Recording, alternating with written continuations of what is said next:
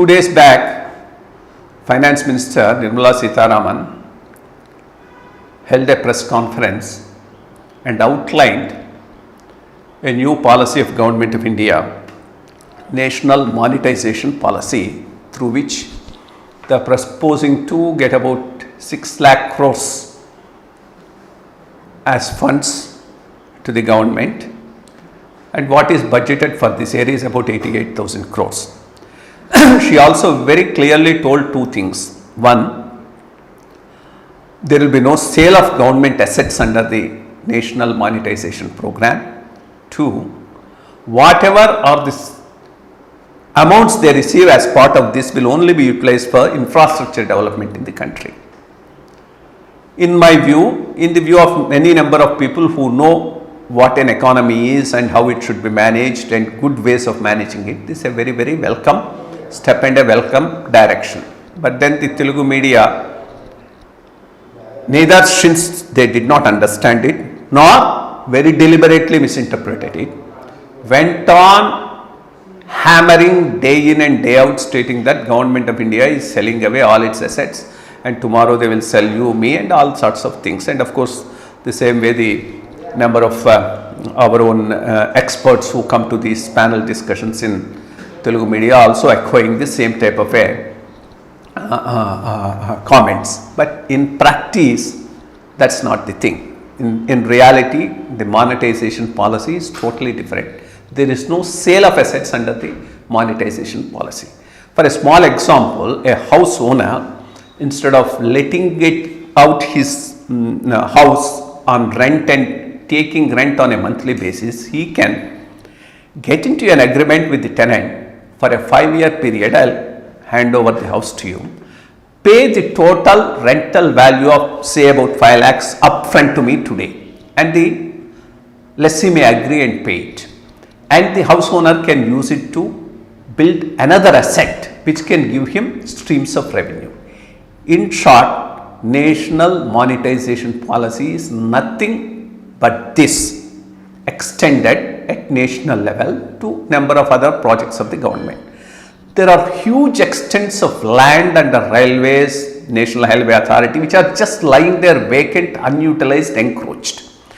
An innovative approach of build, operate, transfer can be used to monetize those assets and get revenues from them. That's a major component of this monetization policy. Similarly, there are gas pipelines and others where they supply gas to industrial agencies and others at a fixed rate. You can monetize this whole thing, give this function subject to certain conditions to whoever bids the highest, and take that amount and use it for developing some more infrastructure, maybe roads, maybe railways, maybe ports, whatever are the priorities of the government.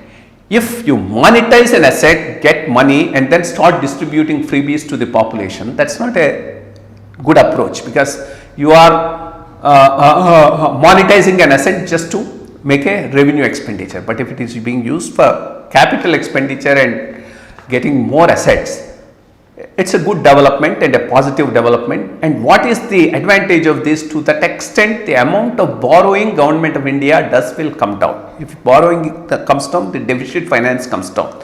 Deficit finance always has a implication for the interest rates, so inflation rates. So inflation rates are likely to come down. So you have growth without the appendage of inflation. So to that extent, it's a positive move. And then there are these very wild comments stating that it's being handed over to Adani, Ambani, some things. But this is only a beginning of a proposal. There's a lot of work that needs to be done. They will have to call for tenders. They'll have to put conditions in the tenders.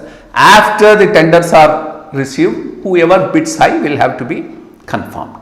After that whole process is over, if there is any violation of the procedure or favor being done to some person, yes, definitely everybody should question it.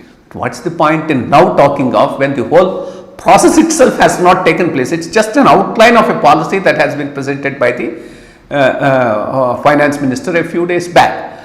So this is the type of a disinformation that is spread, especially in the Telugu state, by the regional media for whatever reasons. Maybe the local regional parties with which these media houses are very strongly attached don't want a positive image of the central government and Narendra Modi to go to the people. Looks like that could be the only reason why they are doing this type of a disinformation propaganda, because if it's based on facts and some details, one can understand, but just like that, talking out of the hat, not related to facts, has become something common to the state media, because of which the state is suffering. In fact, whether it is disinvestment, which is a very important policy decision which is being implemented not just for Vizag Steel Plant, across the country, or this new policy of monetization. I think what we require in this country is development of infrastructure on a rapid scale by the government, because that's where the government's role lies, so that investments are attracted. Today the position is very, very congenial, because people are looking for places to shift out of China. If we don't catch up, we will be losing in the race, like we lost it in the decade from 2005 to 2015. People who benefit will be Southeast Asia, like Vietnam and others. So most important, you need money for infrastructure development, and you should look for avenues where it can come, including monetization. Second, monetization system, asset based, will attract lot of funds from these pension funds internationally. These pension funds are lying on huge amounts of funds which they are willing to give at a very, very reasonable low interest rates, provided it is less risky. And all these monetization programs are less risky because they are backed up by asset. So all those funds will come in. That will ensure the government gets a much better revenue when it, revenue when it goes for this tendering process to hand them over on monetization, and that will give us the funds to invest in the infrastructure and then attract greater and greater funds and activity into India. That should be the approach. Actually, this is the right approach. The way the message is going is totally wrong. That's why I thought through this video I'll clarify what it actually means and how it is beneficial to the country. Thank you very much. For more updates, like, comment, subscribe to our channel. Hey darlings, గంటని click చేయడం మర్చిపోకండి.